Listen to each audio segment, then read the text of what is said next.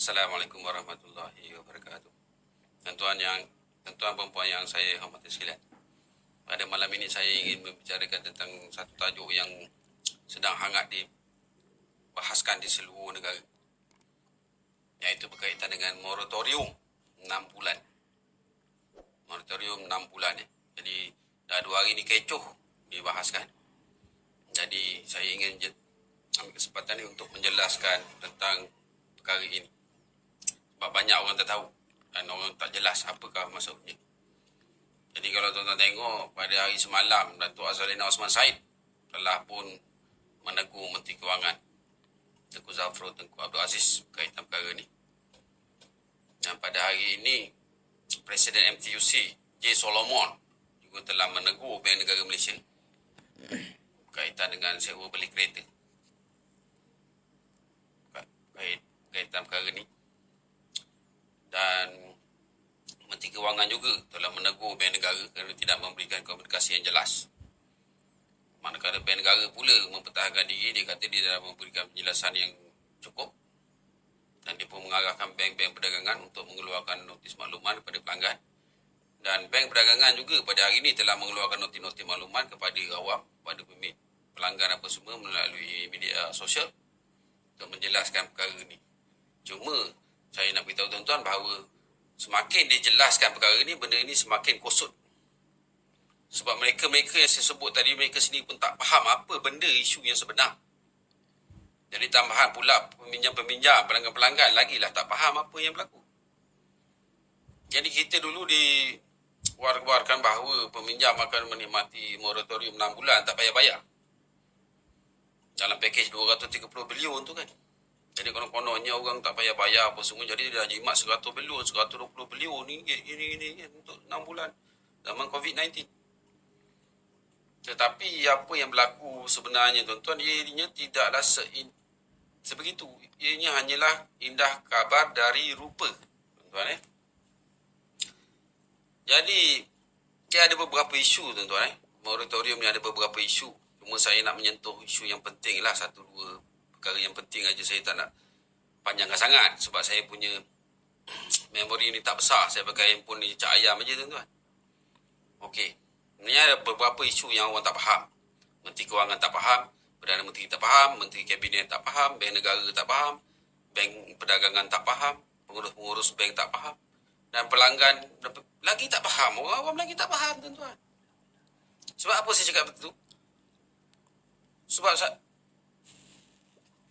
Sebab saya ni adalah salah seorang yang 20 tahun lepas, 25 tahun lepas, saya ni salah seorang yang membangunkan sistem perakaunan berkomputer bank yang orang ramai guna pada hari ini. Okey, jadi saya tahu susu-galur dia, kronologi dia semua. Dan orang-orang yang bertugas pada hari ini, sama ada di Bank Negara, sama ada di Bank Perdagangan, apa semua, termasuk Tengku Zafrul, Menteri Kewangan ke apa, memang dia tak faham tuan-tuan benda ni. Sebab dia tak pernah terlibat. Jadi apatah lagi Menteri-Menteri Kabinet atau Perdana Menteri, lagilah tak faham tuan-tuan. Dia tak faham apakah implikasi moratorium itu. Jadi saya buat dengan sangat pantas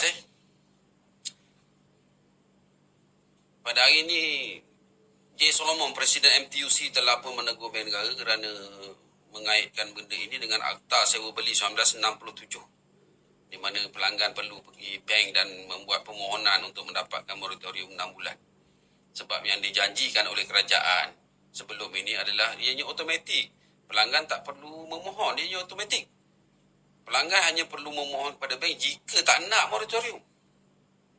Kalau nak moratorium, tak payah pergi bank apa-apa, biar aja dia automatik. Itu yang janji yang diberikan.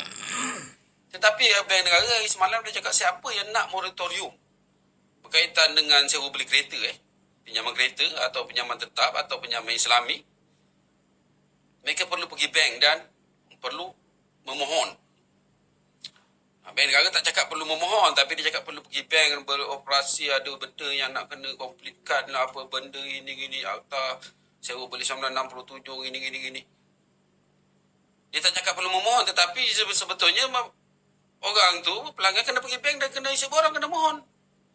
Itulah ayat dia. Jadi Bank Negara dah tipu kita tuan-tuan.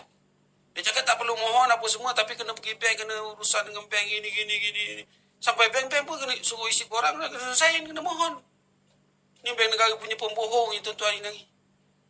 Penolong-penolong gubernur je tu. Jadi tuan-tuan ni, itu isu kontrak. Di mana pembelian kereta apa semua kena mohon dengan bank. Okey, untuk dapat moratorium. Kalau tak dapat. Okey. Bermakna untuk pinjaman rumah, apa yang lain, tak perlu mohon untuk moratorium 6 bulan. Okey, itu isu kecil. Tapi ada isu lebih besar tuan-tuan. Iaitu accrued interest. Ataupun interest terakru. Ataupun interest yang diakrukan. Yang ini orang banyak tak faham tuan-tuan. Bank negara, penolong gubernur dia memang tak faham sebab mereka tak pernah terlibat dengan benda-benda ni.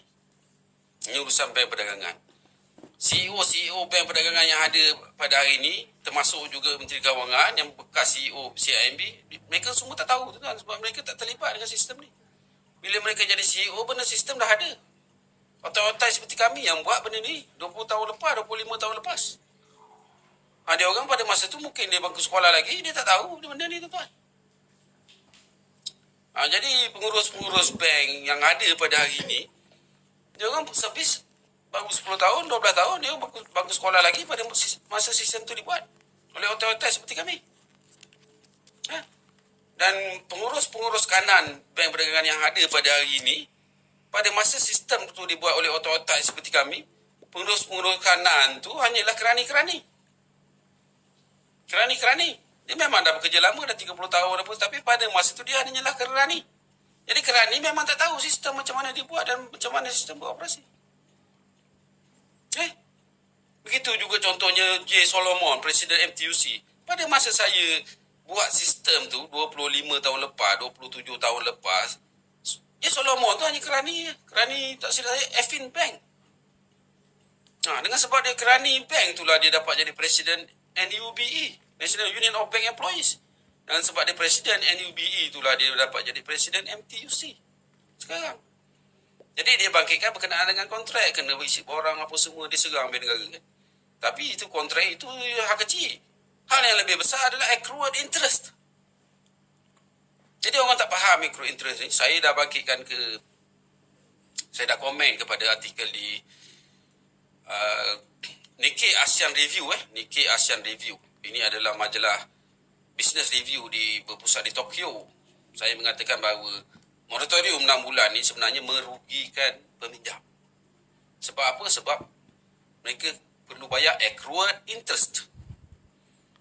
Jadi pengguna-pengguna bank, CEO bank seperti Tengku Zafrul, bank negara, menteri-menteri kabinet, dia berfikir accrued interest adalah interest. Sebenarnya accrued interest bukanlah interest, dia adalah accrued interest. Dia adalah accrued interest. Lain, benda tu lain. Benda tu lebih banyak daripada interest tuan-tuan. Dan dia kira menggunakan komputer. Okey?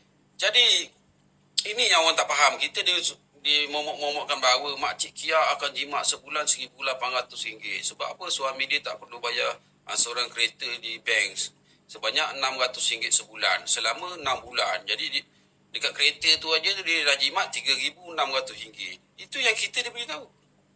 Tapi benda sebenarnya tak macam tu tuan. Dia kena bayar accrued interest. Accrued interest tu bukannya interest. Dia bergantung kepada bila loan tu dibuat. Tahun bila. Kalau dah lama dibuat, dah banyak tahun, dah 8 tahun, accrued interest tu dah sikit tuan-tuan. Tapi benda tu kalau baru 1 tahun, baru 1 tahun setengah dibuat, benda tu banyak tuan-tuan. Dia boleh jadi serupa dengan 6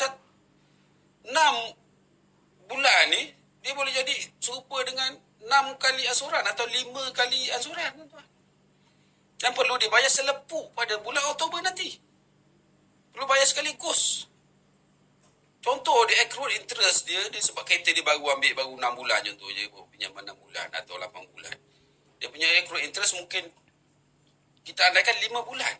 Untuk yang 6 bulan ni, moratorium 6 bulan ni, accrued interest dia mungkin 5 bulan tuan-tuan. Jadi campurkan dengan bulan ansuran yang bulan 10 nanti, dia dah jadi 6 bulan. Pada bulan 10 nanti mana dia kena bayar selepuk 6 6 bulan. Jadi kat mana ni Makcik Kia nak jimat sampai beribu-ribu ringgit ni tuan-tuan? Itu isu dia yang orang tak faham. Itu isu dia. Jadi sekarang kita tengok Datuk Azlina Osman Said telah pun menegur Menteri Kewangan Tengku Zafrul. Tengku Zafrul pun telah menegur Bank Negara cakap kami tak salah, kami memang dari awal-awal dah beritahu accrued interest memang masuk. Dan sebab Bank Negara dah kena marah, Bank Negara pula marahkan Bank Perdagangan. Dia suruh keluarkan soal jawab FAQ kan, kepada pelanggan, pada awam. Dan Bank Perdagangan pun dah keluarkan FAQ. Tetapi FAQ tu tak menjawab. Sebab pelanggan nak tahu berapa dia kena bayar. Accrued interest tu berapa sebulan. Pada bulan 10 nanti berapa nak kena bayar. Orang nak tahu yang tu je. Tapi yang dia bagi tahu kena bayar accrued interest selepuk bulan 10. Tapi orang tak tahu berapa kena bayar. Sebab kalau contoh 1,000 orang tuan-tuan, 1,000 orang pinjam di bank, jumlah accrued interest dia dalam ringgit dan sen adalah 1,000 jumlah. Tak sama. 1,000 orang lain, semua amount dia selain. 1,000 amount. Kalau peminjam itu 100,000 orang yang meminjam di bank. Ini bukan kereta saja, ini termasuk rumah tuan-tuan. Pinjaman rumah pun ada accrued interest kena bayar. Jadi kalau 100,000 orang berpinjam di bank, membeli kereta, membeli rumah dan sebagainya, 100,000 lah kena bayar accrued interest dan jumlahnya 100,000 amount berbeza-beza. Tak sama tu.